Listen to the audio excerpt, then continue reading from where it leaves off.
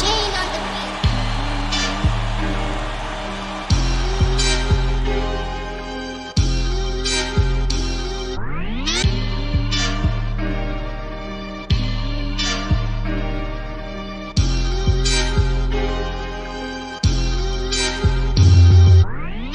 You're listening to the Bear Down Chicago podcast with Logan Bradley, Ryan Dangle, Patrick Sheldon, Brendan Shagrew, and Jack Wright.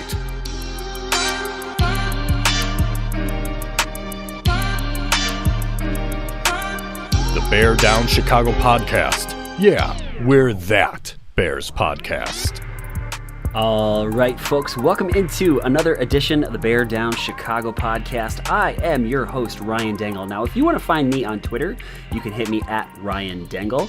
I am joined by Brendan Shagrew, the assistant editor of Bears Wire. If you want to find Brendan on Twitter, you can hit him at Brendan Shagrew. That's Sugrue. Patrick Sheldon, you can read him on Windy City as part of the Fan-Sided Network. You can hit him on Twitter at P_Shells. Jack Wright is with us. You want to find Jack on Twitter at BearDownJack. Now, folks, Logan Bradley, there is a chance, my fingers are crossed, boys, that he may actually be able to join us at some point. But, boys, before we talk football, how was your Christmas? How was your holiday? How are you, boys? I'm tired. I told you, Ryan said, are you tired or are you hungover? And the whiskey may have gotten the better of me on Christmas night, the game playing and the whiskey, but mine was wonderful. It was remarkable. It was really, you just have those moments where you're like, I'm a lucky dude. And I felt really, really fortunate. How about you guys? Ours was good. I kind of was in a similar boat, had quite a few drinks, a lot of games. I'm just so happy that this Christmas is so much better than last Christmas, because I was joking to my wife. I'm like, last Christmas we had the COVID, and the very next day we still had COVID. So it was very last year was so just much of a blur. I barely remember anything. And it's so much better this year, being able to actually see family, celebrate with everyone, and just enjoy everybody's company instead of just being, holed up in the house. So yeah, it was good. What about you, Shells? Same here. Mine was great. Fortunately, didn't have to put together too many toys this year, which is always a nice treat. Ate a lot of food. We did. I made 2 trays of lasagna and about 55 meatballs for Christmas Eve. Then I think I texted you guys the picture, a little food porn. We did a prime rib for dinner yesterday, and just a lot of eating, a lot of football, a lot of drinking, some present opening interspersed between all that. So it was great. How about you, Ryan? It was awesome. So Friday spent at my wife's dad's place, and then Saturday my uncle's house, got to see some family. And then, when you got the little one, you just show up and the kid is entertainment and everybody's excited to see your kid. You're just like, oh, cool. I'm just going to hang back here. And, it's also another thing is that my wife and I got to eat a meal together while looking at each other and having a conversation, as opposed to where's the baby? What's the baby doing? So yeah, it was awesome. It was awesome. All right, boys, I specifically want to come to Jack on this, but Shells and Shagrew, I definitely want to hear your thoughts on this as well. The tank. Jack, I know you knew this was coming, right? Have you changed your mind now that there are 2 games left, division games, with the potential first overall pick on the plate? How are you kind of feeling about the idea of a tank? A little fed up, I guess, a little bit. I understand the conversation to some extent, but then on another level, I don't. I just think there's a Bears world. There's a locker room, football coaches, football players world that is not the world in which this discussion happens. If at the end of the game, Luke Getsy was purposely calling poor plays as a means to ensure the tank. I would just say pound sand to this whole thing. If that were true, I would just say, forget all of this then, because sorry, but that's bullshit. I just don't think that coaches and players think about tanking. And I don't think the way that the play on the field has shown itself, like championship level football. You said it really well, Ryan. I think you said punching above their pay grade, the defense, for instance. I think it's fan fiction. It's plain up fan fiction. And I do think the foundation that Flus is building in terms of like discipline and like maintaining morale in the face of great adversity is that's the narrative to me. That's the story. If we win a game or lose a game going forward and it changes our draft position, in my opinion, so be it. Last thing I'll say is I just don't like it's as if this like first through third pick, like the entire franchise's future hinges on it. And I do understand the value. And I think it would be a bummer if we fell out of the first through third. I get it. I'm not saying that that's not important. I just think it's such a negative, in my opinion, lazy narrative to just talk about a team tanking when they're just not. Flus was asked if Fields was if they were gonna sit him, and he said absolutely not. That guy's talking, on the phone to Hall of Fame coaches who are advising him. They're not tanking. Shells? I have strong feelings. Shells? Yeah, Shagru, what about you guys? Yeah, I think I can't remember if I texted you or if I tweeted it out, but I was sort of joking around. Like, I kind of hope Getsy was tanking because it was better than me confronting the alternative, which is he just has an uncanny ability to undercut momentum at every opportunity. And if that's what it is, I hope it gets better because it feels like this is the fourth or fifth game where we've kind of jokingly said, like, hey, is Getsy in on the tank? Because his plays sometimes leave a lot to be desired. And you sit there and you go, okay, we got a lot of momentum here. What's the next thing? Let's put our foot on the gas pedal and let's go. And much in the same way Nagy would crush momentum with a wildcat or some stupid sweep play, Luke Getsy has a way of killing it with like 16 consecutive runs.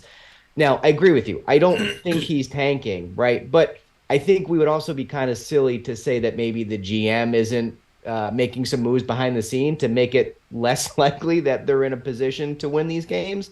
You got a lot of guys going on IR. I would think if they were in a position to make a playoff push, a lot of those guys probably wouldn't be going on IR, maybe playing through more injuries. And maybe now you kind of sit players who are a little nicked up, whereas if they were in the midst of a playoff push, they would probably play. So I don't want to discount the idea that there are some things going on that maybe make it more likely than not that they end up with the top 3 pick. But I do agree with you, Jack. I don't think the coaches are in some kind of like massive plan to throw the games. But I will say I'm not like thrilled with Getsy's play calling. A lot of it, really. I mean, I think he's done some really good things this year, and we've talked about that. But gosh, there's just been so many times where I'm like, what are we doing? Like, here's the opportunity to seize the game and to grab the bull by the horn, so to speak. And we seem to kind of let up and get really, really, really passive. And I don't like that. And so I need that to change from Luke Getsy.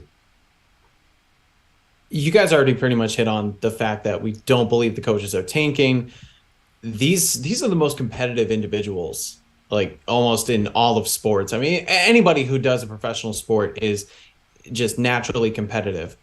I can't imagine somebody is going to actually come out and say, you know what, I'm going to do I'm not even going to give it my all. I'm going to try to not give it my all and make sure we give ourselves a chance to lose. That just doesn't compute with me. I'm with Jack 100%. For the question about like rooting for the tank or wanting maybe losses to happen, I've been on the same trajectory as Jack, saying I root for wins. I always root for wins. I will admit, and this has happened definitely in 2016, 2017, the last like specifically 1 to 2 games, I really just don't care about if the season's gone. I'm not necessarily rooting for a loss. I just don't care. And I'm kind of getting to that point, sadly. I've seen enough from Fields. I don't want them to sit him per se, but I'm just sort of like, I could go either way. Like, what do these games mean at this point? We're facing a Vikings team. We're facing a Lions team. But that being said, I'm not going to actually like root for them. I'm just sort of a little more apathetic by knowing the season's lost. We've seen a lot of development from the guys we need to see. It just is what it is. I'm just trying to get through the last 2 weeks of the season at this point. Brennan, I think that's kind of where I'm at. Is after the Green Bay game, I don't care, and I think it's definitely shifted to. It really would be kind of silly to win one of these next two games when you have a draft position the way that you do. I totally get it, Jack, that the coaches and the players, that's not on their mindset. But with that being said, I mean, the first or second overall pick, you either get an impact player that can change the direction of one side of the football, whether that be offensive or defense, or you can get a haul that can like plug and play in so many different holes, which they definitely have. One of our listeners, and I'm thinking it's no longer a Nato. I hope I got that right. The coaches and players may not be tanking, but I don't think the front office is really invested building this year's roster. I don't know what you guys think about that, but I definitely agree. I think that's something that I kind of said at the beginning of this season, which if we roll back the tape, boys, to our picking of the wins and losses, I just want to say to me in first place in that category, and Patrick Sheldon, you had the Bears at 9 wins. You any regrets in that, buddy? No, I mean, how many one-score games have they lost this year? They've had a ton of injuries. I think, you flip some of those games that were one scores, and they're a lot closer to 9 wins than they are to 3 wins. But we always thought that this could be a one possible outcome for the season, right? But no, I no regrets. I don't live with regrets, Dangle. Absolutely. Yeah. I mean, it's just like Adam Rink would say. He knows he's going to pick the Bears every week, but doesn't mean anything. Hey, I wonder on the tank question, like I wonder how Jets fans feel now if they could go back and not beat the Rams in December of 2020. Did that win mean a lot to them, or would they go back and they change history and take the L so that they could draft Trevor Lawrence? Look at the Jags and Trevor Lawrence. I mean, that's a team that's fighting to the end, and they might be in the playoffs. Yeah. I think I will, even more lean into my unpopular opinion, though, just because, again, with you guys chatting about it, I try to think to myself, to, Brendan's earlier point, like, how does that play out in the locker room exactly when you're having these guys practice and play in like sub-zero temperatures, and you're selling like this discussion about hits, and, you're fighting for a roster spot, and Flus always uses the term like championship mentality and stay the course. And I mean, they are absolutely fundamentally disciplined with a ragtag group. How does that play out then when you look over at the offensive coordinator and they go, oh, he's in on the tank? Like, can you imagine the locker room mutiny that would be like an absolute crap show. And there's no way that they would have maintained the morale that they have maintained if these half-cocked, accusations about Getsy or the staff tanking, if that was anywhere close to true, that would be an absolute shit show in the locker room. Agree about Poles. Poles is doing it right. We've talked about it. He's tearing it down. He didn't invest a ton. He probably put his arm around Flus at some point and said, it's going to be rocky, buddy. It's going to be rough. We're going to take our lumps, but we're going to set this thing straight, man. We're going to do it. And I would say, again, last thing I'll say is I think the mentality, the fundamentals, the locker room, the relationship between position coaches, the continued desire to try to win games is more important than where this draft pick falls. Well, and Jack, to your point, look what happened last year. We had talked about Matt Nagy's ability to kind of keep a locker room together, and that all fell apart last year when you heard Jalen Johnson say, yeah, some guys are already just sort of packing it in, and other guys are trying to compete still for the rest of the season and then beyond. With a team like this, with a lot of guys that are on one-year deals that probably aren't going to be on the team next year, or their futures are very uncertain, you can't be like that, because these guys' future, like, this is it. They're playing for tomorrow and they're playing for the next week, and then who knows after that. So we've already seen with the previous regime, things started to fall apart at the end. There's no way, with how tight this locker room is, the fight that they show in week in and week out, that is not a conversation, and I just can't see it happening over the next 2 weeks. The only thing I would say, and it's kind of going with what Brennan is saying, is think about some of those backup guys that didn't get featured in some way. Like, they're earning a paycheck for next season. And Jack, your understanding of the locker room, I don't dispute that in the slightest. I don't think there's any player or coach that is actively trying to do it. But I think from a management perspective, you got to go, we really have an opportunity to improve our football team for the next year. Let's look at some guys in a backup role and see what they can do for 2 games. And yes, the fans are going to be a little upset about it, but at the same time, like, how does this set us up for success in the next year? Because I think all of us have talked about it at some point, is that the turnaround from being a god-awful football team, which this is a terrible football team, to a playoff contender, I mean, it could be a one-season turnaround, right, boys? We know it. It's possible. Let me ask you guys a question, because I think we all agree Luke Getsy's not in on a tank, but how do you all feel that his play calling has been such that it has led some to openly question whether he is? Much the same way folks kind of jokingly asked whether Nagy was sabotaging Fields in the Browns game with that game plan. Like, how do you all feel about Getsy's play calling being so bad that people are like, is he tanking? Like, even asking that question as a joke. What do y'all think? The running theme of this podcast this season has been things aren't linear. Things aren't linear. And I would hope that we would have seen a better trajectory out of his play calling. And there's been times where you'd be like, that was amazing. That was amazing. And I think Brendan, at one point this season talked about, the run designs that he has are absolutely brilliant at times, but he has made some awful calls. And 3rd and long, if he's not like protecting assets, like, you got to have a serious conversation. Is he the guy next year? Which I know I'm hot and cold with Getsy, and I don't know what to say there. Look, I'll just say I've been a fan of his. I think he's done a really, really good job this year. They have still the best rushing attack in all the league still. They lead the league with 179 yards per game still, even after this past week when things didn't go well. The issue I have with him is he has built such a good running team and just such a good running game. He doesn't know how to kind of build off of that. And when things sort of happen with these big plays in the passing game, like in the Packers game with N'Keal Harry and Equanimeous St. Brown, or this past week with Bayless Jones, it's almost like it happened by mistake. And he's like, all right, we got to get back to our bread and butter, which is running the ball. And then they are chewing up yards. I think on that Bayless Jones play, they were able to get like 3rd and 3 or something. Maybe I'm wrong. But it's still that situational play calling. If the passing game is working, if Fields is hot, you go back to him. He just always leans on the run, maybe a little too much, even though it's been really good for most of the season. So it's one of those things that he needs to do some self-scouting in the offseason and understand when this is working, keep going back to it until the defense slows you down or shows that they can beat it.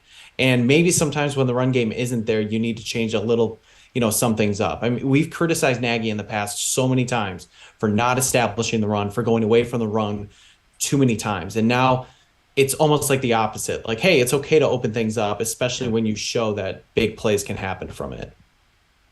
I'll admit that he's probably been the most roller coastery of the assistants. I will admit that. I do agree oftentimes with you, Shells, that it would be nice to see him open it up a little bit, especially when you've got the most dynamic player on the field. Why not chuck the ball a little bit more, in a lot of instances? But I think it's impossible to have a report card on a guy who's in his first year on this team.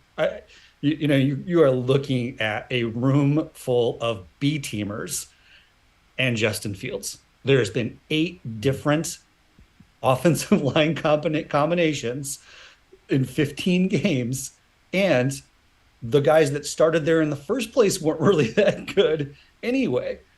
And we've talked about the wide receivers. So, I mean, I do think Chris Morgan and I think Luke Getsy have done the best they can with what they have. And last thing, we saw it, I think, really evidently clear this last game.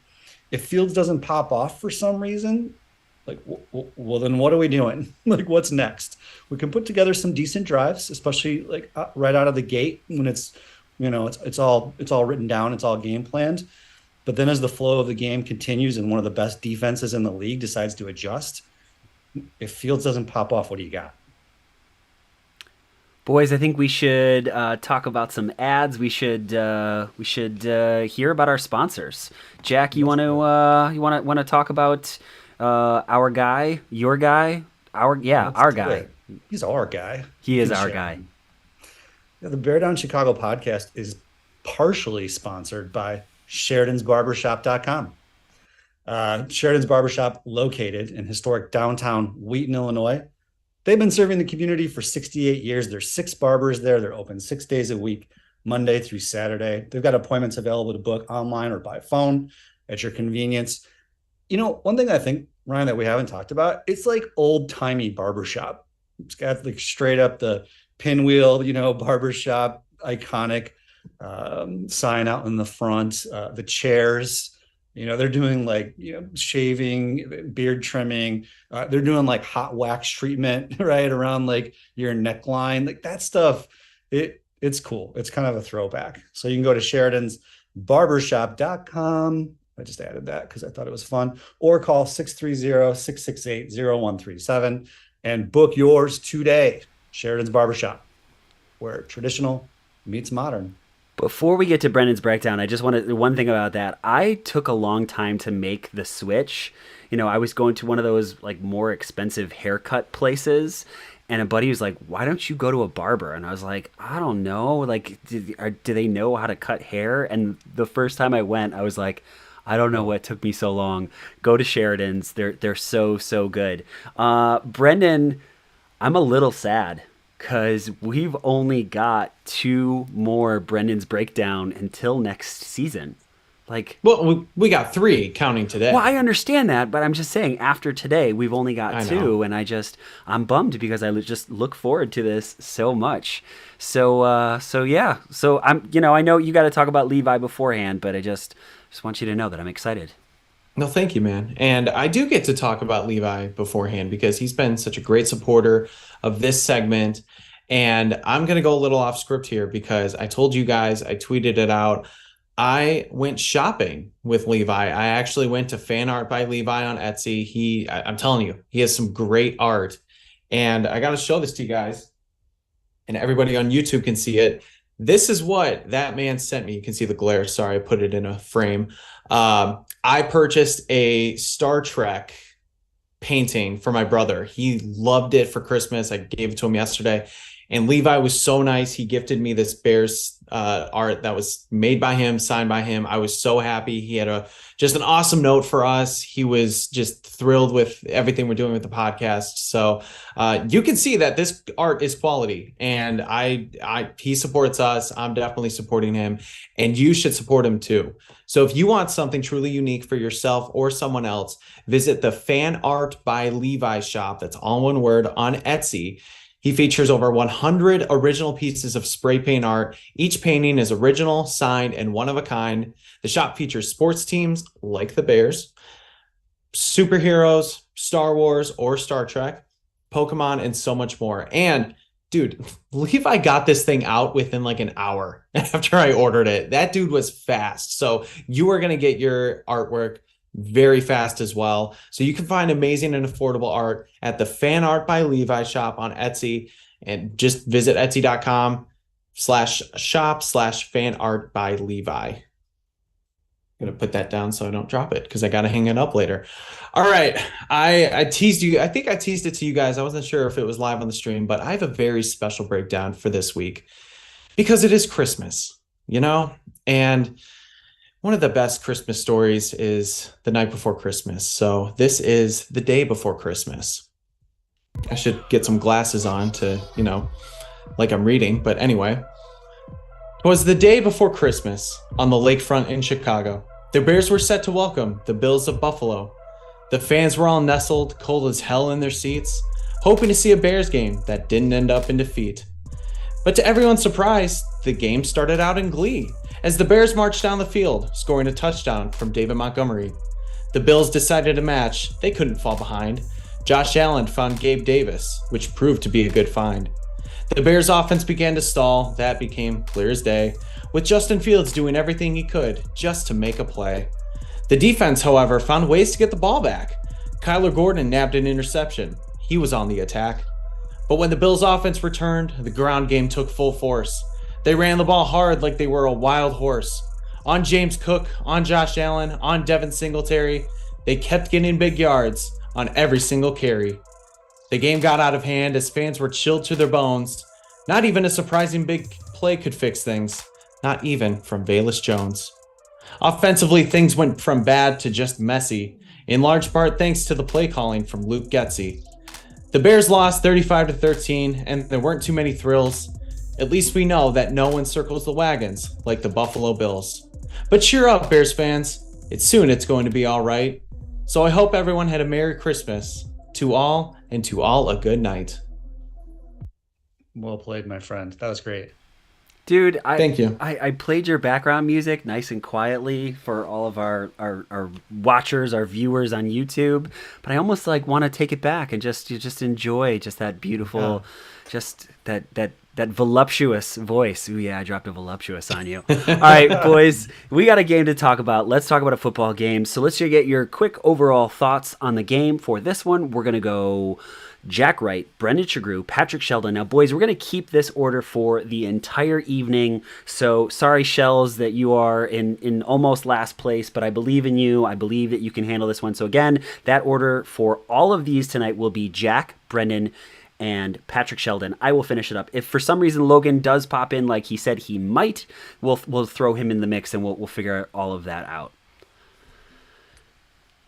I think a championship team, the Buffalo Bills, with a fully loaded roster that is designed to win now, defeated a bad team that has 3 wins on the year, that has injuries all over the field, starters out all over the field. In fact, they lost an O-lineman during the game. So I think a really good, well-prepared team with Pro Bowlers and Josh Allen and Stephon Diggs, well-coached, well-established, high-ranking offense, high-ranking defense, beat a team that's not as good. I mean, ultimately, that's really what it comes down to. The Bears kept it close, and I think that was impressive. And they've done that. They kept it close in the first half and up until the end. And they've done that frequently. And you know what? I think, again, the defense has had 2 really good offenses off kilter for large chunks of the game, 2 weeks in a row now with the Eagles and now with the Bills. And like we've talked about, that's impressive to me. Ragtag group doing a really nice job. It was like 2 games in a row now. The Eagles game, we saw the first half. They were very competitive. They kind of had them off their skis a little bit. They really didn't know what to expect. Maybe that was part of the cold too. I mean, if you believe in that bear weather, maybe it actually showed itself for the first half during the Eagles game and the Bills game too. So it was kind of what I thought might happen. A competitive game in the first half, but the Bills realized they were the Bills. They had more firepower. They had a better roster. They had better coaching. I mean, although I will say, watching, they needed to put a camera on the Bills offensive coordinator suite, because Ken Dorsey, and I don't know the other guys' reactions when Josh Allen was making some of those weird throws or fumbles. It was just the best part of the game. Yeah, just all the face palming. The one guy just like I don't know what to do. But yeah, it's a bad roster. It's a bottom of the barrel team that was able to kind of go toe to toe for 30 minutes with one of the best teams in the NFL. I just never saw the Bears win in this game. So it went as expected for me. I was really happy to see just strong play from the secondary. And I'm sure we'll talk about it with like Outhouse and Penthouses. But this team really misses Jack Sanborn. That's all I'll say about that. I don't want to get too much into individual performances. I know we'll talk about that as the night goes on, but the Bears kind of remind me of like the group of like middle-aged suburban guys that go to the Y and play some pickup basketball, and they've been playing together for a while, and they got the one guy that can kind of like shoot all right. So you play to like 10 or 11, you might steal a game or something, but if you play to 21, eventually like the more talented team will win out. And that kind of feels like the Bears this season, where if we could just play to like the end of the first quarter, they'd be undefeated because they come out really well and really strong usually. And they, like you said, Jack, they've held some really potent offenses to at least for periods of time, limited them throughout the game. And so it was good to see. I was surprised at how much they were able to stymie Josh Allen for most of the game. But before, I think it was a couple weeks ago, I said, boy, this game is like yikes. It took a while to get to yikes, but again, I was just kind of really impressed with how hard the team played for 4 quarters, even though the score looked a lot more lopsided, I think, than the game actually was. I go back to our episode that I actually referenced a little bit earlier in this episode, which was we picked the wins and losses for the season, and I was listening to it, and I said that I thought that the Bears would play this team close until the second half when it got out of turn, and that's exactly what happened. What I have to say that really stood out to me more than anything else was Alan Williams. I have been hypercritical of his first half play calling, his first half play designs, like his game plan going into it. And it was the exact opposite. I think in the last maybe 2 or 3 games that he has done an exceptional job at scheming the teams. Josh Allen was very frustrated with a patchwork secondary, a patchwork defense. And I think you guys kind of hit the other stuff. Yes, we're missing Jack Sanborn, and they played a team that is far superior to them. I mean, I don't really think there's any other way around it. Boys, anything else before we get to the outhouse and the penthouse? I think we're ready. All right, boys. With that, give me 1 second. Still learning how to do all of this new fun-fangled stuff. It is time for the outhouse and the penthouse. Now, the outhouse and the penthouse is brought to you by our guy, Jeff Cadwallader. Now, interest rates are up. Prices are up. Is real estate dead? It's not. But when you have questions, Jeff Cadwallader with At Properties, Christie's International has your answers. Jeff's 15 years of experience have been featured in Chicago Magazine and even Forbes because of his commitment to his clients. To connect with Jeff, visit genevajeff.com today.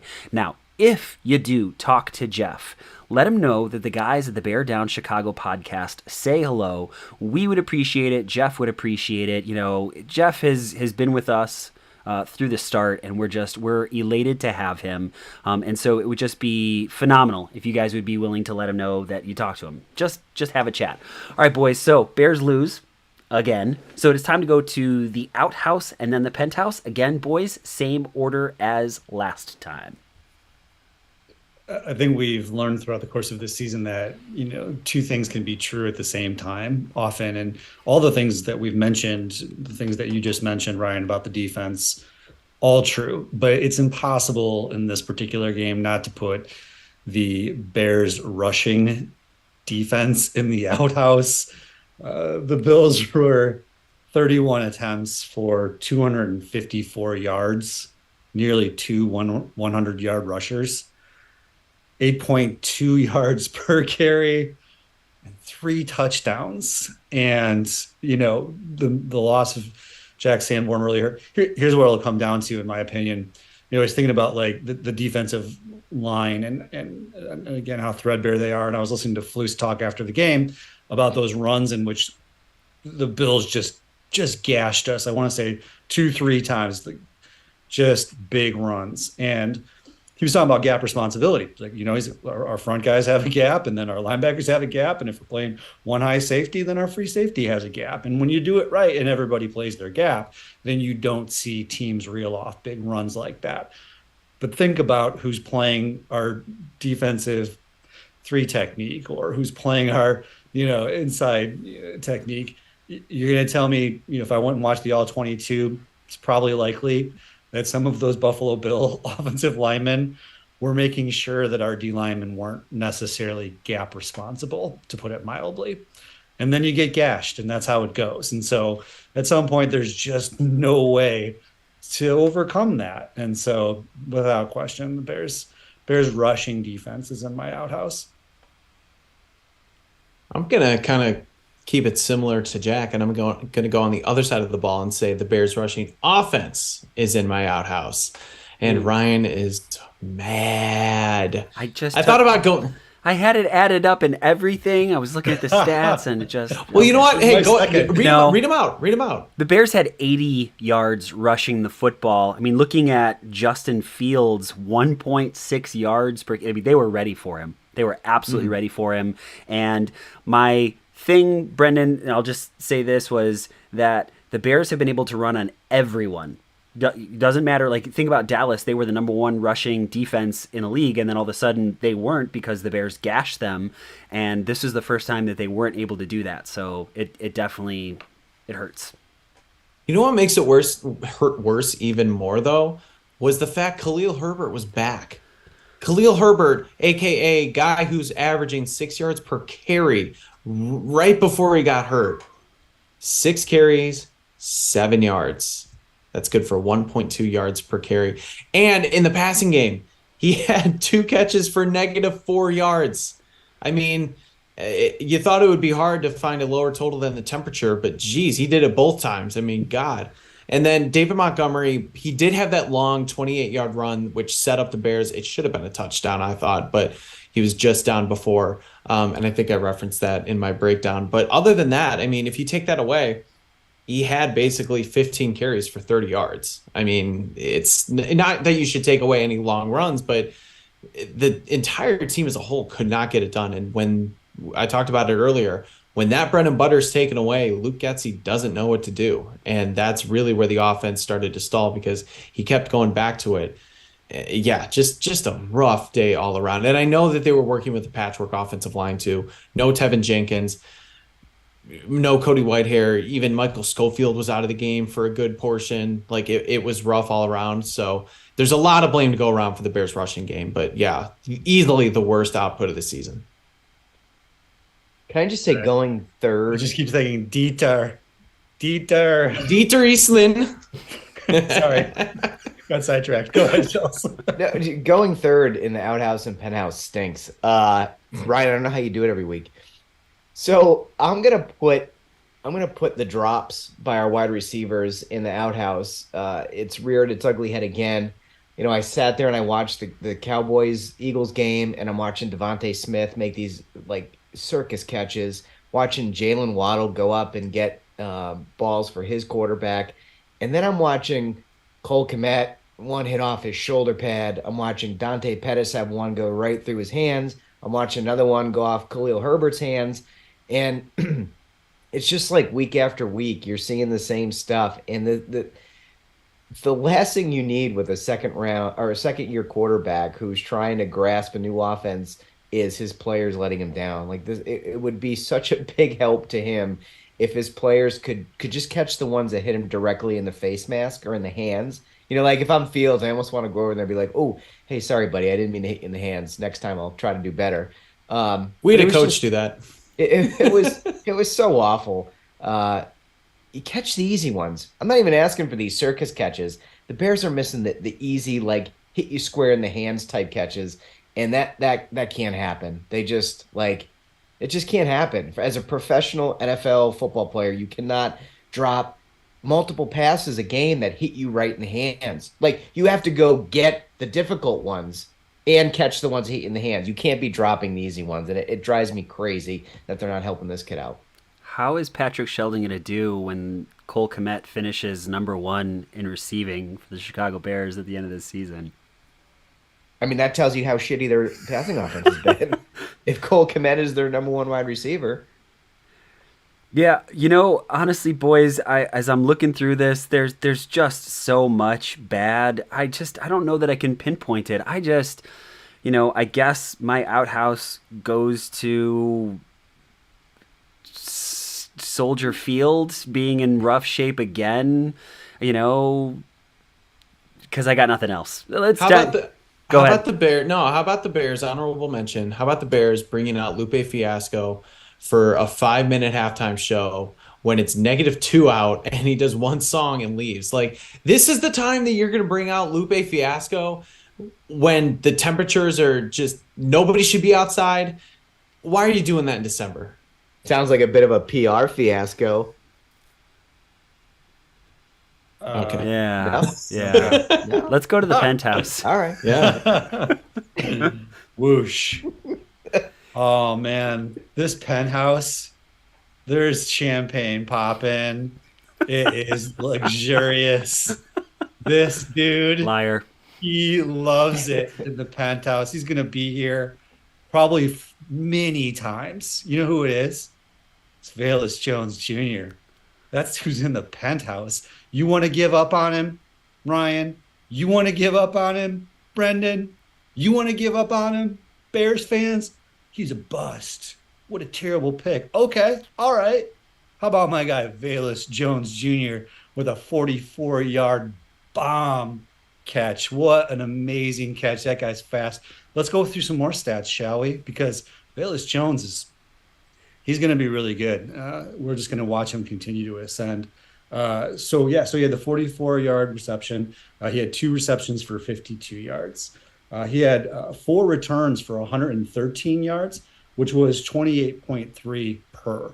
I would have liked to have seen what that translated to in terms of the Bears' offensive, like where they started yard line wise per drive, because that's a difference-making stat, as we all know, when you've got a guy who can kick return and put you in pretty good field position. So I think we'll probably talk about Velus Jones later, so I'll leave it there for now. But boy, did he have a good game. He is in my penthouse. Velus Jones Jr., everyone. I love I don't even know what to say. Just the bravado. Bravado. Thank you. I felt like Just I really wanted to sell it. I don't know if You leaned did. into it, buddy. You leaned into Okay. it. Did. Yeah. All right. Thankfully, as a 25-year-old rookie, he's old enough to be, in the penthouse, because sometimes that's not always the case. I'm not card in hand. I'm not. We'll talk about Velus. I'm not hating on Velus. I have tempered expectations. That's all. All right. Well, hopefully the penthouse is big enough, because I am going to put all of the fans who attended this game in the penthouse, because those poor sons of bitches deserve it.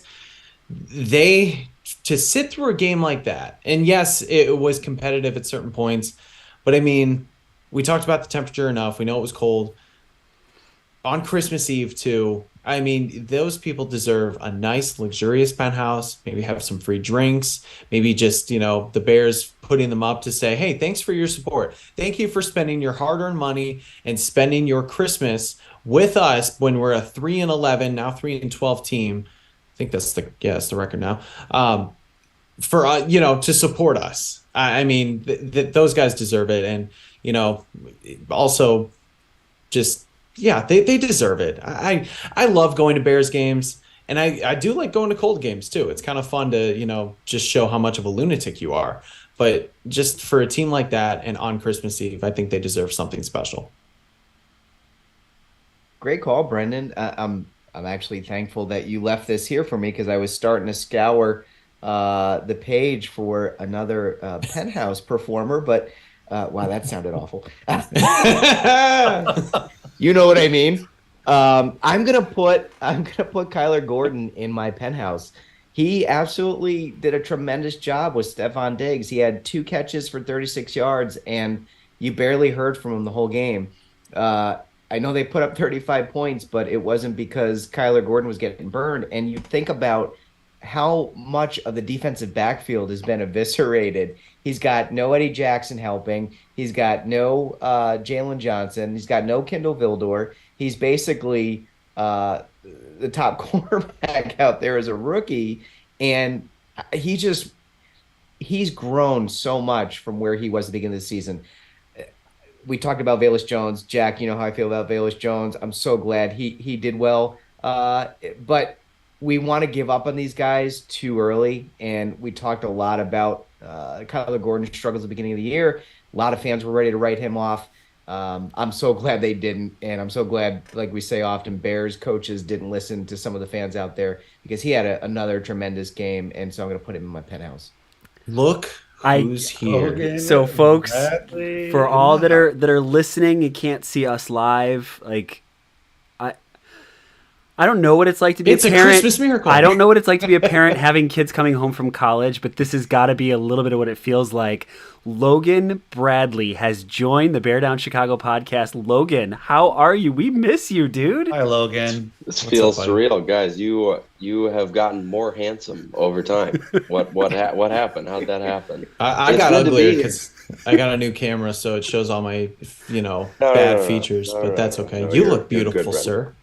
Thank you. Getting over a little bit of a cold because my body is not adjusted to these harsh winter temps. I'm soft. I'm soft. What's it? You went from LA to this? Like the brutal. Yeah. You were The on a days plane, that it weren't was you, like Logan? negative. Yes, I was. And then the days when it was like -6 degrees, I just look at my weather app and remember and notice that it's 60 degrees in LA. But I can do this. I've been fine. I have not complained all that much. I just am a little sick and my body is weak. So, but it's Chicago tough. awesome to be here. It's awesome to be here. So Logan, we're gonna throw you into the penthouse in just a second. Even if it's a repeat, Okay. boys, I don't care if it's a repeat because Logan is just joining us. I'm gonna finish up mine and then we'll hop you in on this one. Mine has to go to. I said it earlier, but Alan Williams. What he is doing with unbelievably limited resources. They played tough. It's a patchwork team. You got 2 interceptions on a guy that is in legitimate MVP candidate, and I'm really impressed. I'm just really impressed with what he's done. I wasn't impressed at the beginning of the season. I thought that this scheme was 5 years past when it was still going to be effective, and I think I'm being proven wrong, and I'm totally fine with that. So, Logan, who is in your penthouse? And again, if it's a repeat, don't worry. Just tell us what you think. Yeah, I would assume Jaquan Brisker has probably maybe been mentioned. No, if he has not, but he just continually impressed this year. I will admit that there were a few games there during my stretch of working and watching soccer every day where I was not able to fully invest my time in watching the Bears. But every game that I've been able to watch, he has been able to flash. And that's impressive because he's on a defense with such little help outside of him, Kyler Gordon, when other guys are healthy, them as well. But to be able to make an impact as a rookie on a defense where you really have next to nothing else help-wise on your side, he's just continued to be a bright spot on a really bad defense. I just can't stop smiling. I'm so happy to see Logan. It's good to be here. To have all of us together. Boys, it just hasn't happened in a long time. All right, so boys, it's time to get to some true false. We've got some good ones, some ones that I know are going to be contentious. I think I'm going to save those ones. We've got a few listener ones. So we're going to start off with, again, I hope that I have your YouTube handle correct. It is no longer Anato. True or false? If the Bears had drafted a different wide receiver and signed Okunjobi, they would have at least 3 more wins. So here's what we're going to do. We're going to throw Logan in the mix. So let's do this, boys. Is it okay if I shake it up? So we're going to go Logan, then Patrick Sheldon, Jack Wright, Brendan Shagru. Brendan, you're a seasoned veteran. I believe in you. And then I will finish it up. I'm going to say false. That just feels like a big jump to think that if you have a different wide receiver and you sign Ogunjobi, that's adding 3 wins. I think that at this point in the year, it would be great to, play, reverse and get a different wide receiver in the draft. But at this point, I don't think that it's a 3-win difference. I agree with Logan. It's tough to forecast, and project out how that would impact Bears games specifically. I don't know that their problems can be boiled down to just 2 players. They got problems all over the roster. So I'll say false too, Logan. I will say false as well. Maybe just play a bit of a devil's advocate. I can't remember who it was that said it or tweeted it, but I think the Bears are perhaps 2 defensive linemen away from having one of the best defensive backfields in the game when healthy. So, I mean, I still don't think that would translate into 3 wins. Just adding, just making those changes suggested by our coveted listener. Thanks for the question. But yeah, false. Is the other receiver Chris Olave? Because, I mean, maybe you get one, but even then, I say false. And I think we've really kind of blown the hype of Larry Ogunjobi out of the water. Do you guys know how many sacks he has this year? 3. I would think 2, right?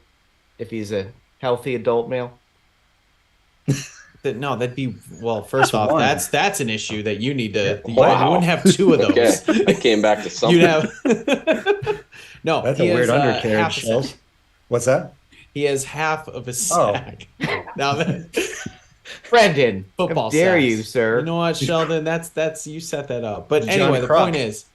point is, Justin Jones has played better than Larry Ogunjobi this year, and he's paid less money. So I don't think Larry Ogunjobi's making much of a difference. If you got somebody like the elite receivers from the first round, you'd have a conversation. But even then, I don't think it's worth 3 more wins. I'm going to be contrarian and say true. So Mark Potash tweeted this, and I don't know if he was pulling from Kevin Fishbane or what, but a fun fact, the Steelers were 32nd and last in NFL in rushing defense in 2021. They signed Larry Ogunjobi and are 6th in rushing defense this season after holding rushing leaders Josh Jacobs to 44 yards on 15 carries. Now, the Bears have been gashed all season long by running. If you got a guy to plug it up in the middle, man, and a receiver that doesn't, I don't know, turn the ball over 4 times like Velus Jones, and especially in key positions and key times, I kind of do. I kind of do think it might be 3 wins. So You don't think that's more attributable to Mitch Trubisky's leadership, though? I was gonna say Cameron Hayward more than anything. For defense. We're having fun. We're debating here. So, good friend of the pod, Michael Gus. Mike, how are you, buddy? We hope you had a fantastic holiday. True or false? If the Bears finish off the tank by losing the next 2, they end up with the first overall pick. So again, we're gonna go Logan, Shells, Jack Wright, Brendan Shagrew, and I will finish it up. Isn't it something we need like a Texans win to go along with that? But I do feel like this is going to happen. I don't know, if it ends up with the first pick, but I think it's true that the Bears at least lose the last 2 games. Let's keep it rolling. Let's keep the streak going. I'm just looking at their schedule. I wasn't prepared for this question. I need to look at who they're playing. I think it's just safe to assume that they'll probably lose, Shell. So you're good. We're talking the Texans, though, right? The Texans need to lose 1. I don't think they're beating the Jags, and they got the Colts to finish the season. They could beat the Colts. That's very possible, guys. I'm going to say true. Lovey's going to come through and get us the first overall pick. I'm gonna first of all, I do not like the way that the question is phrased. Finish the tank. Yeah. Getsy will do that for us, Jack. I'm gonna say false. I think it's a long shot. I don't think it's gonna happen. I'm going to say true. And Houston not only could beat the Colts, I believe that this game against the Jaguars doesn't mean anything for the Jaguars now, because their matchup against the Titans in Week 18 is going to be for the division. Neither the Titans or the Jaguars have really anything to play for this week. So maybe they take their foot off the gas a little bit and Houston kind of keeps that momentum going and actually gets a win. I think it's a little more plausible than even on the surface than people think. So why not? True.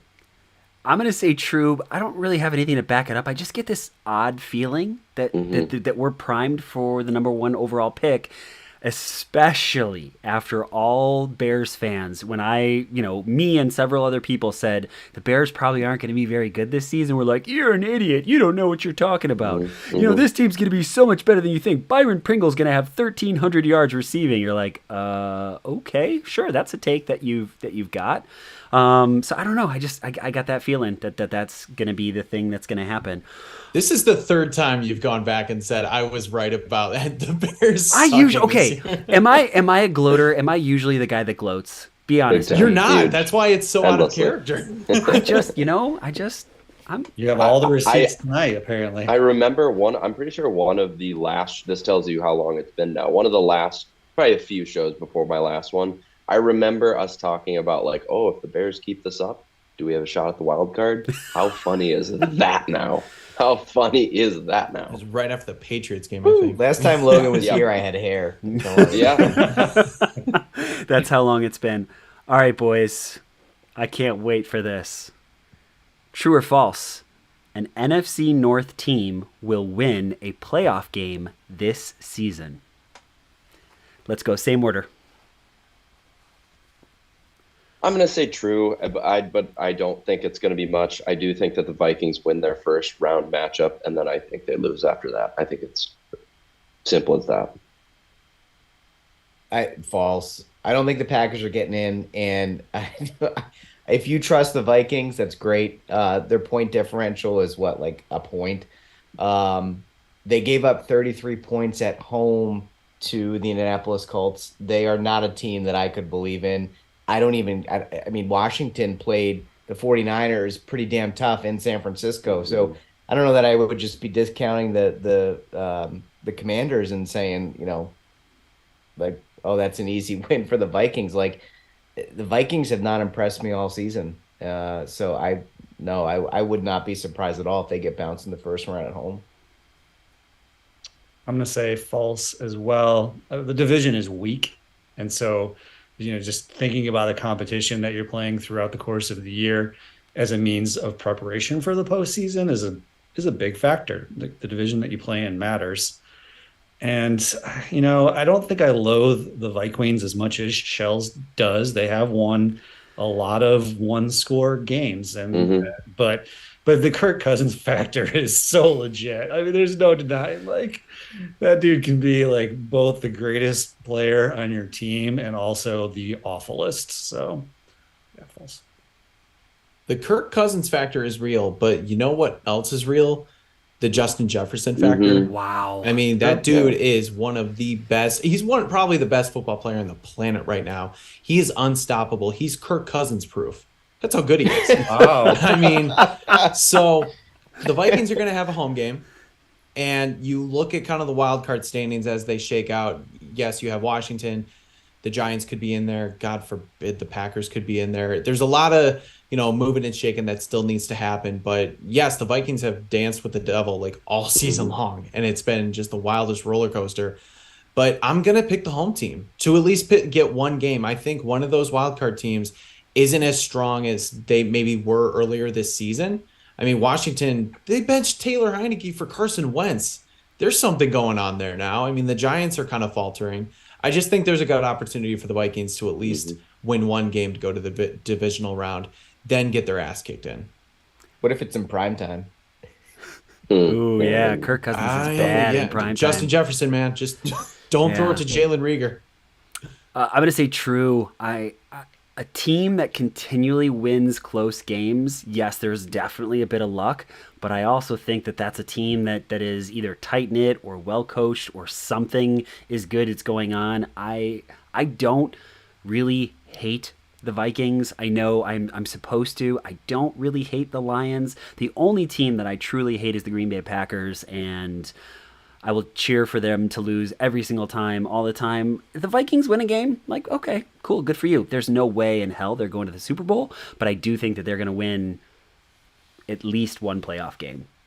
I can't believe I just said that. I feel a little dirty saying it. Sorry. All right, boys, this is the one. And now Logan is here, so Brennan and I are on one side of this, and Jack and Shells are on another side of this. And so we knew this one was coming. And so going to be very curious to hear all of your thoughts. Velus Jones will make the 53-man roster next season. I'm saying true, just because I don't know how much, like, not saying that you won't be able to add at the wide receiver position, but, like, I don't think that you're going to be able to add so many guys in numbers that pushes at least the veil of a possibility of more upside to Velus Jones out after 1 year. He hasn't shown a whole lot. I think, again, there was a shade this weekend with the deep pass, the deep ball to him.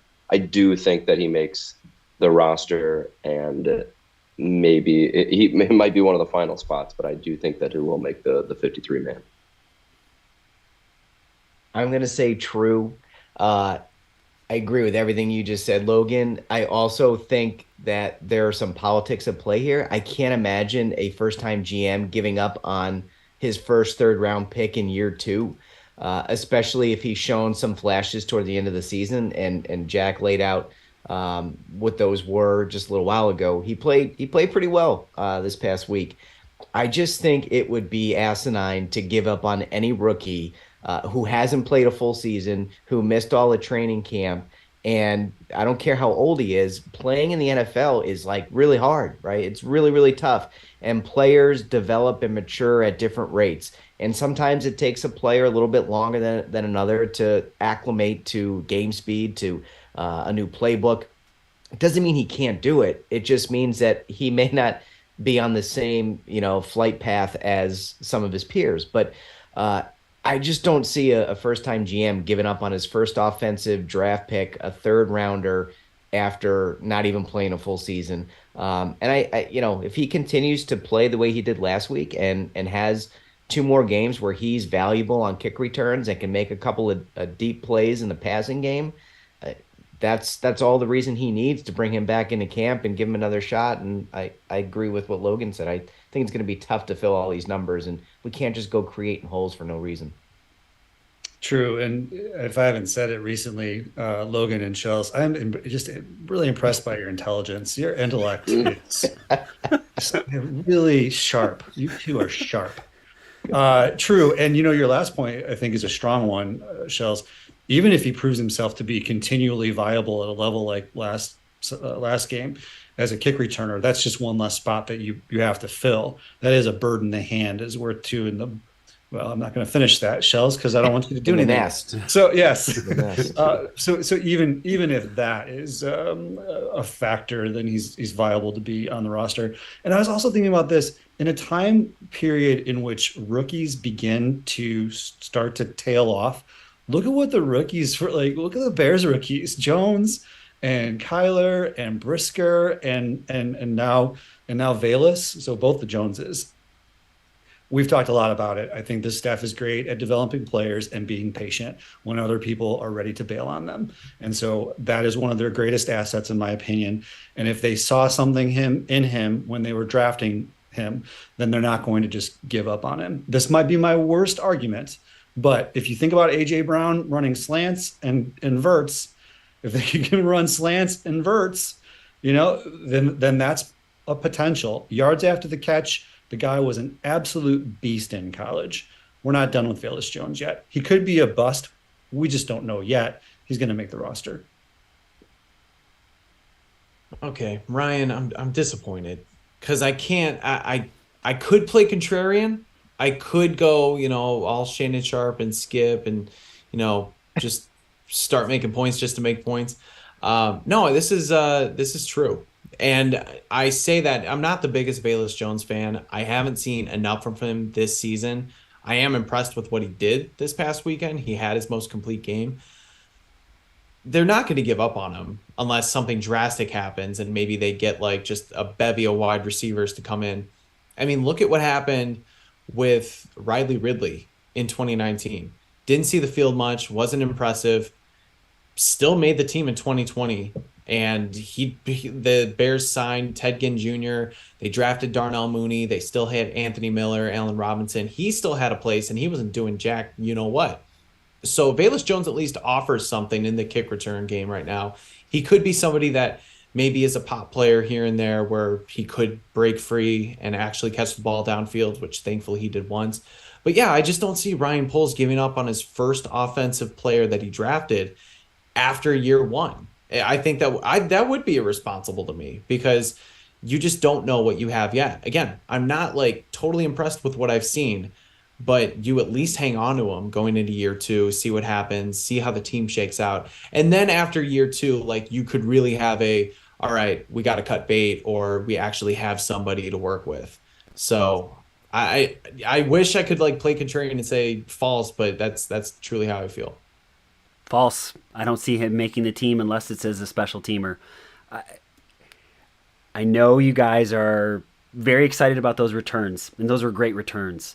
But the catch, I am not nearly as impressed as you guys are. Justin Fields put that in a spot where any receiver, anyone who's played receiver, run the route, he put it right there. Just put your hands out, and it'll be there. And he has dropped balls consistently. He has fumbled. Jack, you're talking about putting this guy in a quick slant. How do you know that he's not going to fumble the ball the second a DB hits him?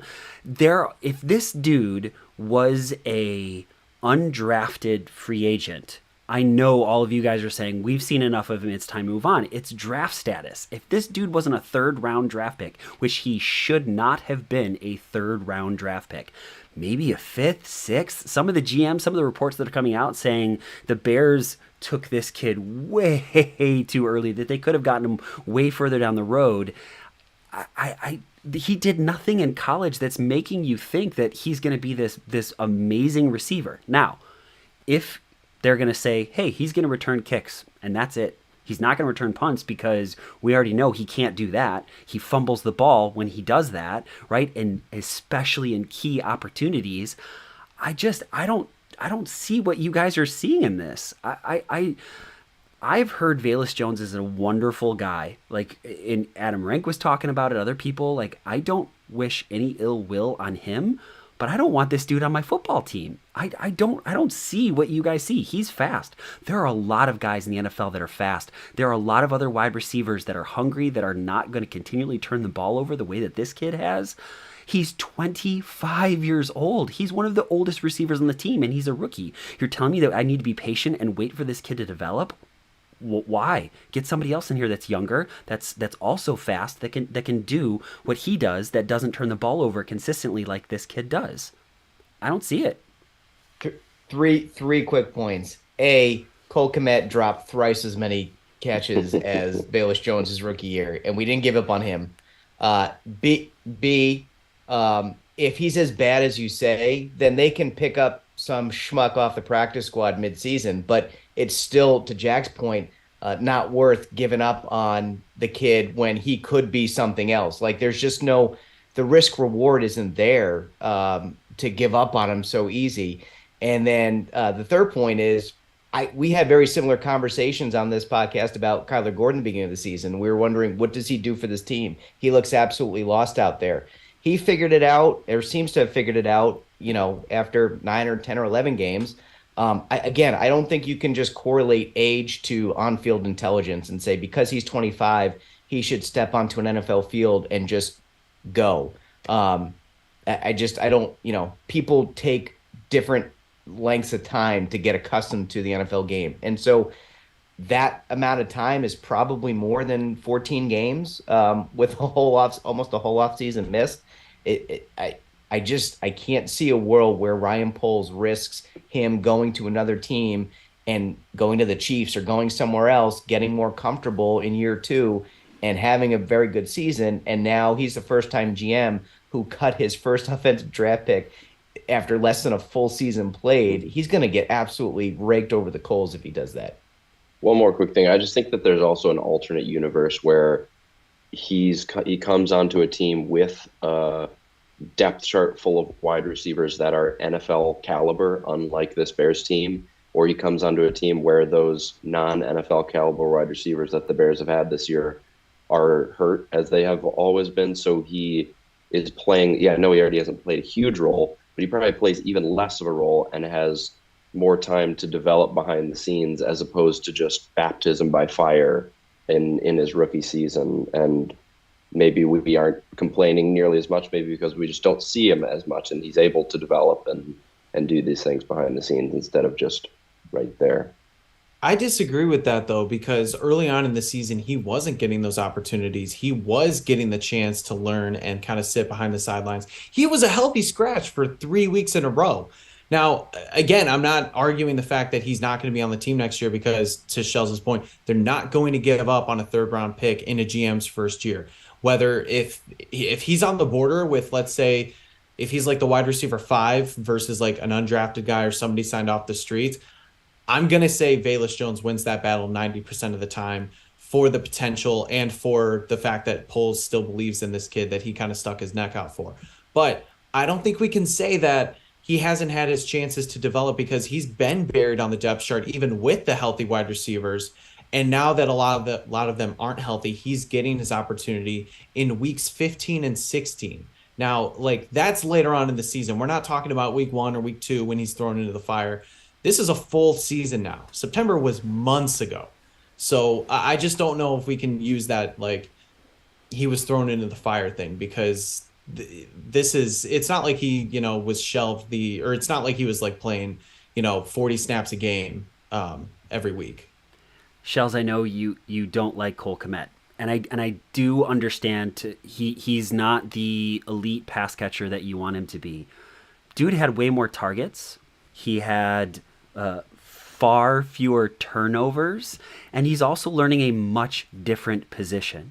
We've talked about this endlessly on this podcast. After Jack and I spent some time, getting to talk to Matt Lacoste, who's played tight end for a couple different teams, that learning tight end is an incredibly difficult position, because you have to learn offensive line, and you have, blocking schemes, and you also have to learn life as a pass catcher. And he's also now in his, his second offense.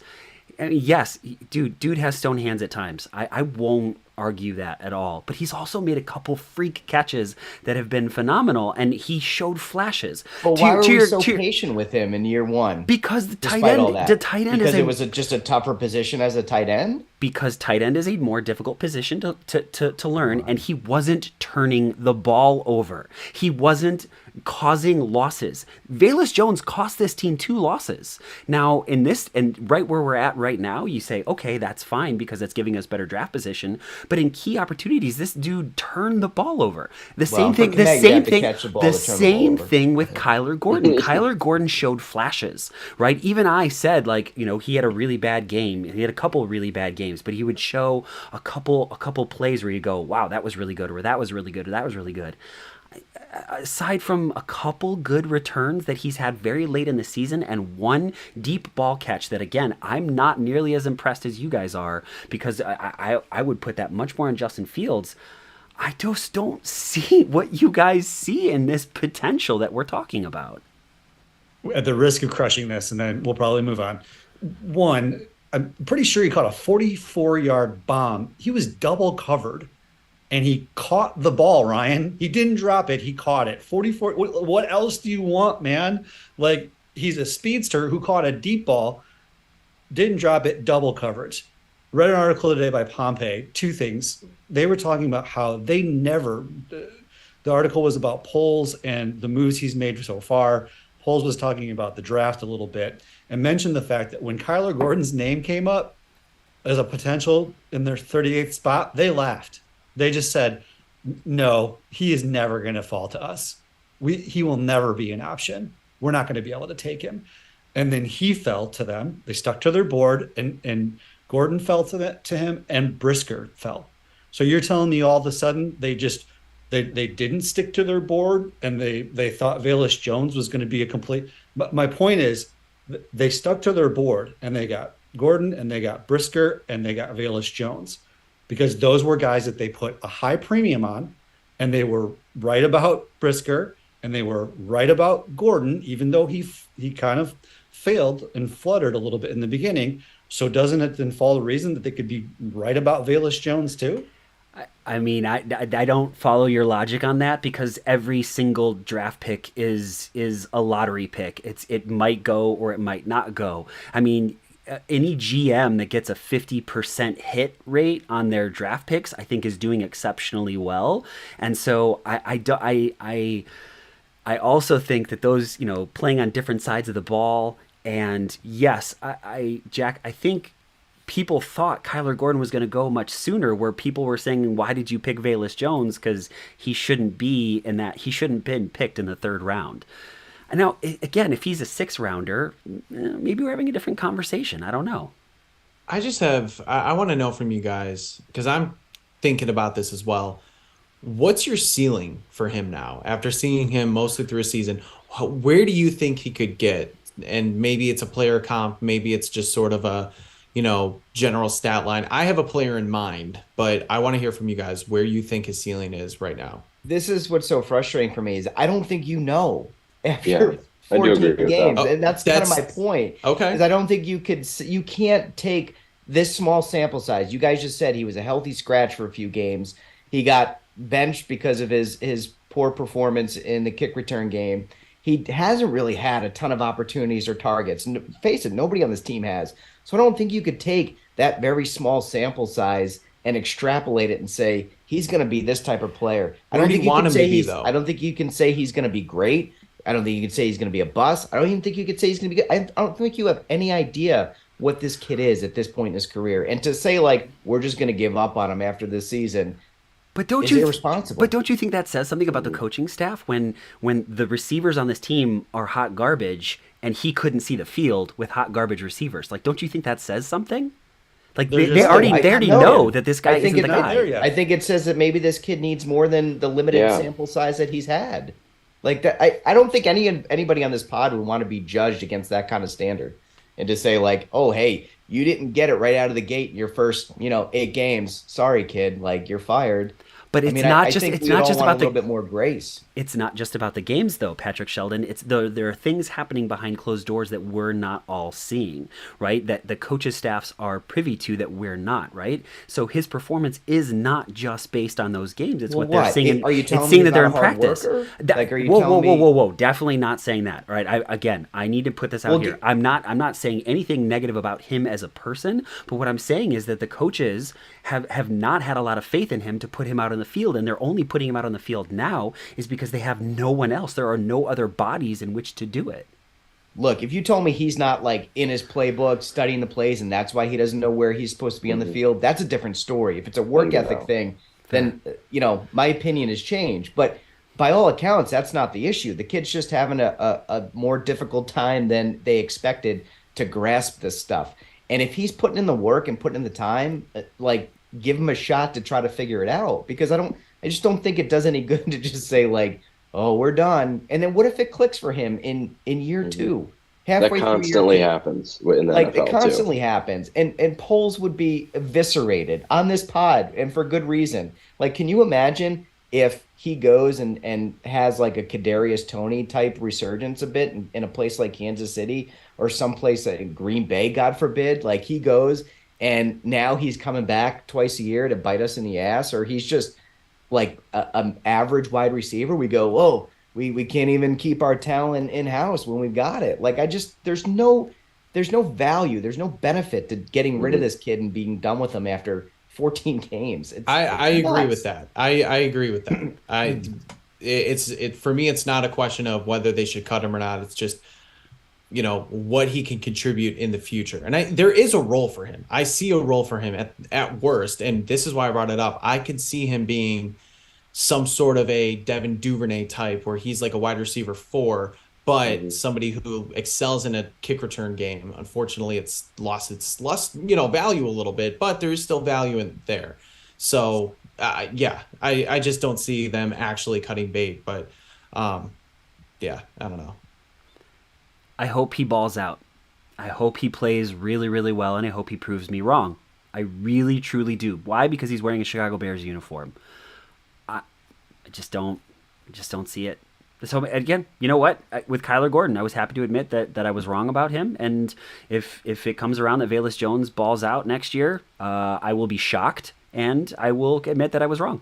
Plain and simple. This is the Also, feistiest we've been in a while. Yes, it is. It really is. Rewatch that catch though from yesterday, just because I I'm did. not saying it's the most amazing catch ever. Several but, times. Like, for you to just say like that's all Justin Fields, like he had to adjust to that ball slide and make that was a nice was a catch. pretty I'm not good saying catch of the century, but that was a nice catch. Okay, it was good. It was. It was good. I don't think it was this revelation in catches, but it was good. Not what I'm saying, Yeah. but I don't think it should be downplayed entirely. I get that, but I just maybe it's me so used to defending Justin Fields and people saying that he can't pass, and I don't think he could have thrown a better ball between the two. Beautiful ball. So Beautiful that's ball. the thing is, I think more Jack. I think that's maybe more of where I'm conflicted on this, where you say he was between the two defenders. I feel like that's because Justin placed that ball knowing that the two defenders are taking that angle, and there's one place and one place only that he can place that ball. And him and Velas were on the same page at least, and I'll give him credit for that. But I think that's more about ball placement. And yes, he made a catch.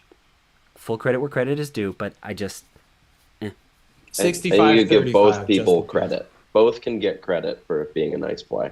Cool. All right, boys, we've talked way too long about this. Far, far, far too long about it. Hey, and here's the thing that I will say. We love civil discourse. We are friends through and through, and I like when we disagree. It's way more fun when we disagree, and it's fun when we get a little passionate about our disagreements. But, Jack, it is time for your question. What do you got for us this week? I would like to hear a little bit about a toy, a gift that you received as a child that just flashes in your mind here and there. You probably never forget it, maybe till the day you die. It's coveted. It had great memories for you.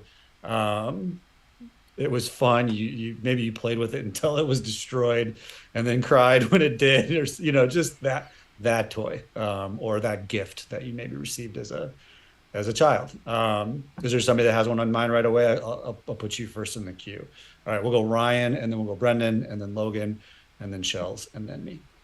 I loved the Teenage Mutant Ninja Turtles growing up. I also loved action figures, and at one point my folks bought me all of the Teenage Mutant Ninja Turtle action figures. I had the entire set, and I just hours and hours and hours and hours and hours playing with those things. And so I was a huge Teenage Mutant Ninja Turtle fan growing up. So thanks, Mom. Thanks, Dad. I appreciate you guys. I have two for different reasons. One, this is a spoiler alert. If there are any children watching or listening, maybe just mute if you're listening with kids. Give that a second. Okay, so when I was a kid, I had been saying I wanted this one specific toy all basically December long. And my parents took me to see Santa at the mall. And I think it was like 2 or 3 days before Christmas. And they're like, what do you want for Christmas? And I said, I want this like Hot Wheels big monster garage set. And that was a huge curveball because I had been telling my parents one thing that I was going to ask for Santa. And so they needed to work some magic with some elves and basically find this thing within 48 hours. Otherwise, my childhood and everything was going to be ruined. But you know what? Santa came through. And my mom told me that years later, saying, you really, gave us stress. And the other one was we got an electric foosball table. And the cool thing was my dad and my grandfather put it together the night before, and they didn't say anything. And it was in the basement, and we didn't find it until like 4 o'clock later that afternoon. And we were just so shocked. We thought all the presents were open. They didn't tell us, and it became one of our favorite like toys. Friends would come over. We used that thing for years. So that was a cool memory. And knowing, that my dad and grandfather both built it was pretty sweet. It was well played by them to slow play. Mm-hmm. Yeah, for hours. Very cool. I think it's Logan. I was pretty simple as a kid. As we're talking on here, we're talking football. I just love jerseys. I think I had a different player every year where it was just I desperately needed that jersey. And the one for me that I wanted so bad but was Michael Vick on the Falcons. I loved the Falcons jerseys. Oh my God, Michael Vick was absolutely electric at that time. And like in elementary school, you're just judged, like at least from like boys at the time. It's like you're kind of judged based on like how cool of jerseys that you had. This is how at least my young person brain worked. So I got the Michael Vick jersey, the like white and with like the black sleeves and a little bit of red in there. And it was just, I rocked that probably to school like 2-3 days a week for the next, who knows, 2-3 months, and pretty sure it's still in the closet upstairs. And I think it got retired for a period of time. If we know the troubles that Mike Vick ran into, but I will always remember that. I would bet anything you were 3 miles an hour faster wearing that jersey too. God, yes. Thought so at least. Wait, so what year was that then? Because those troubles couldn't have happened, like that was probably shortly after.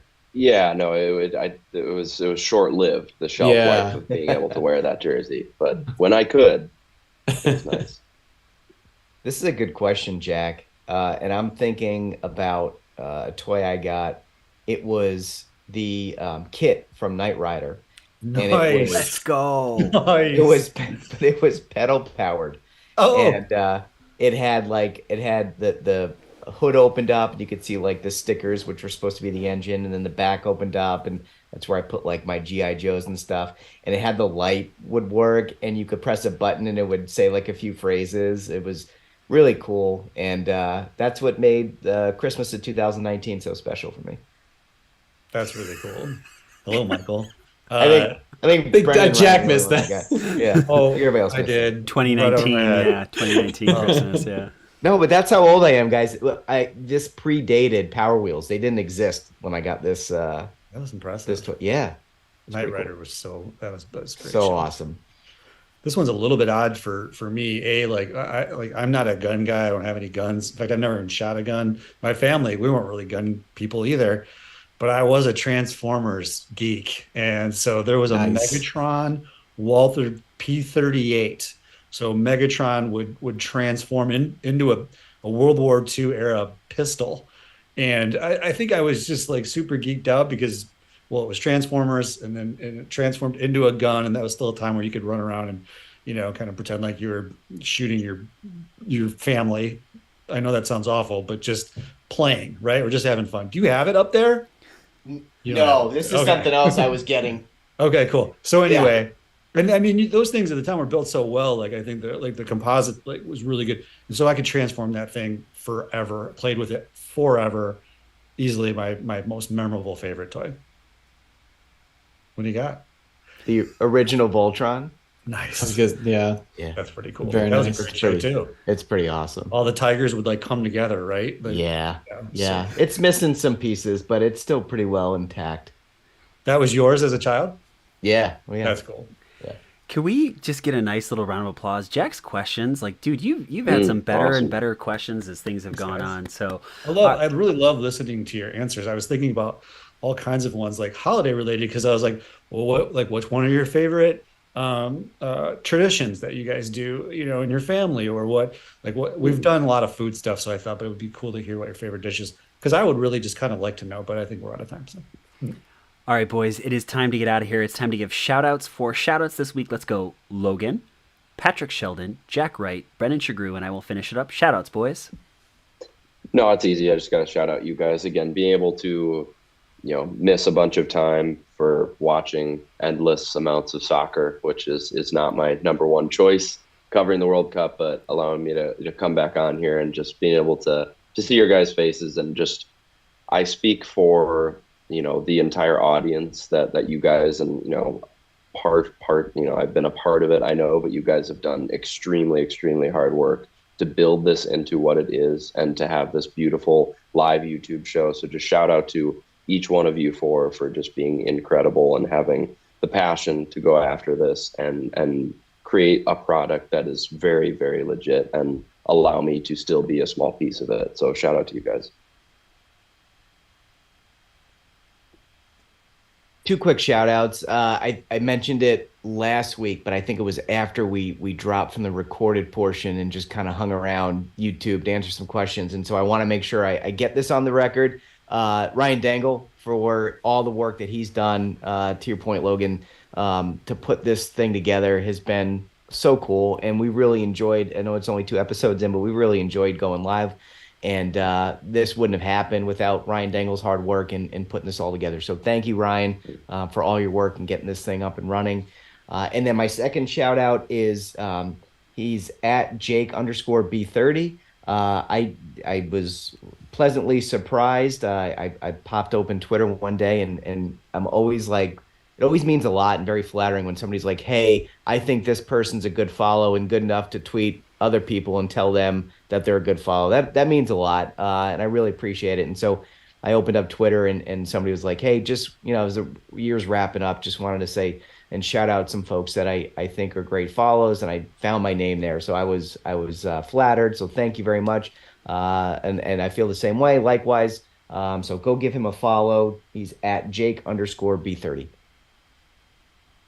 I'm gonna echo the shout out to Ryan. I saw the backstory. I saw the behind the scenes in prepping to do this, and was remiss in not shouting him out last time. Juggling, a little one, a wife, a career, and our favorite side hustle. That wasn't easy, and you pulled it off. And your craziness about the sound quality of the audio on the pod was, yeah, I'm starting to worry about you because it was still great. I noticed no difference, but we appreciate the fact that you hold it to such a high standard because that's part of what makes this go. So thank you, Ryan. And then, I'll just shout out my family.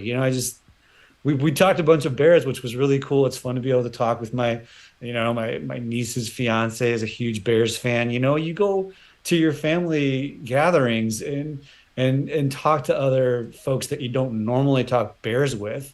And sometimes it's not so great, let's be honest. But sometimes you're like, oh, dude, that's a really good point. I hadn't thought about that. You're a great Bears fan with some terrific insight.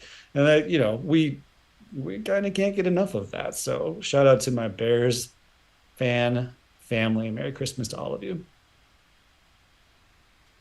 All right, I'll continue with the shout outs to Ryan. Again, for everything that everybody said. And because he's just so darn right all the time with all of his predictions early on. But no, I've produced and I've hosted podcasts, and just doing the audio stuff alone is time consuming. But adding on a video component is a whole nother world that, just seeing the behind the scenes, the interface. I'm pretty technological savvy. But even me, I'm like, oh, that's a lot. So more than shells or less than shells? Where would you put yourself? I mean, a little more, just a little more. Okay, because shells, he's pretty tough. Yeah, that's not. I mean, you could trip over that bar. That's not set very high. Shells, do you want to tell? I don't want to interrupt Brendan. Do you want to tell them? About today? I was gonna actually open it up to you. Yeah, about what? About how? About the fact you didn't know. Yeah. Yeah. I don't know. Ryan sends out these links, and I'm like, oh, cool, link. And then I'm like, what is this? Do I sign on to this? Do I talk into it? So I thought that was our new link for the show. So I went to the link, and I'm sitting there, and there's a picture of our bear, and I'm like, oh, I guess we're starting a little late tonight.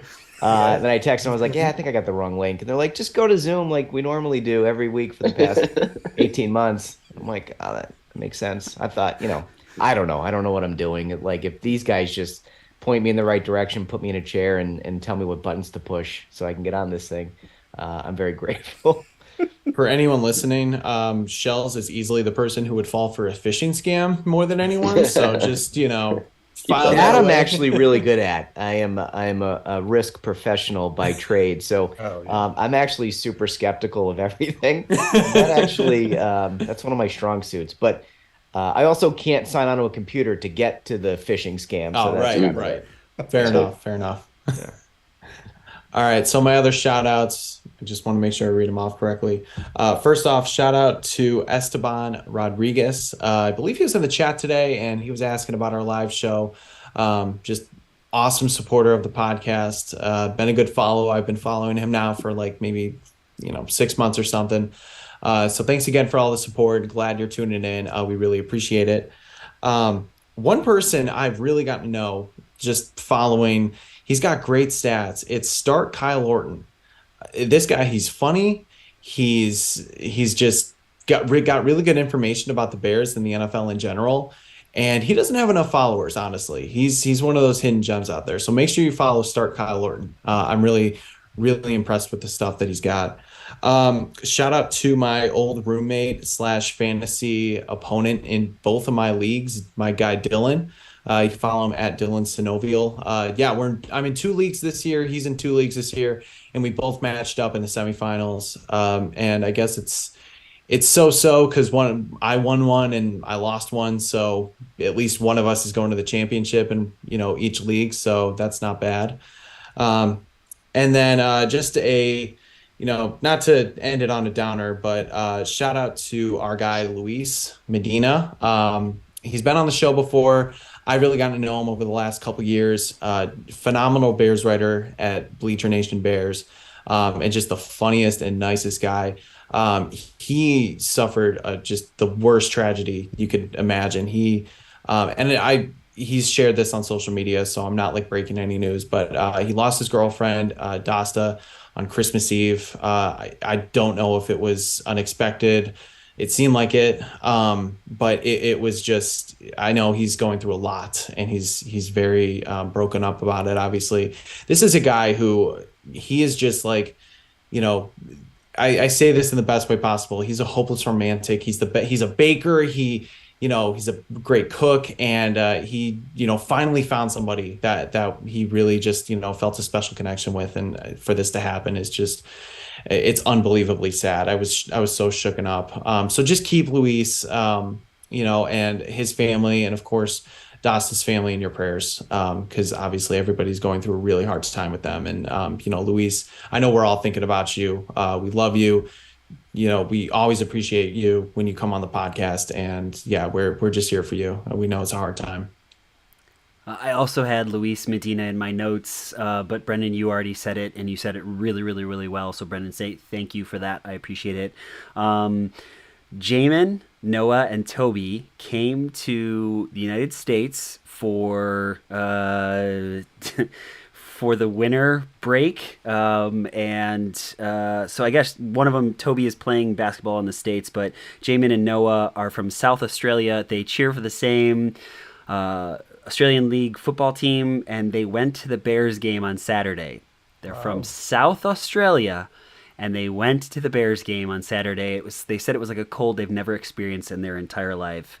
Put them in the penthouse. They're in the penthouse. Yeah, so they were talking about warming stations, and so we went out, we got some pizza, and they were just really, really good dudes, and it was a good chance. I don't get a lot of opportunities to talk Australian football, and so it was really kind of a neat opportunity in which to do so.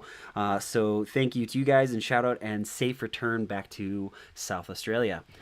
All right, folks, it is that time. We got to say thank you. Thank you so very much for listening to the Bear Down Chicago podcast. We are just elated that you're here. We know that there are so many places that you can get your Bears content. There's so many places where you can check out Bears stuff and have people argue about things like Bayless Jones or something else along those lines.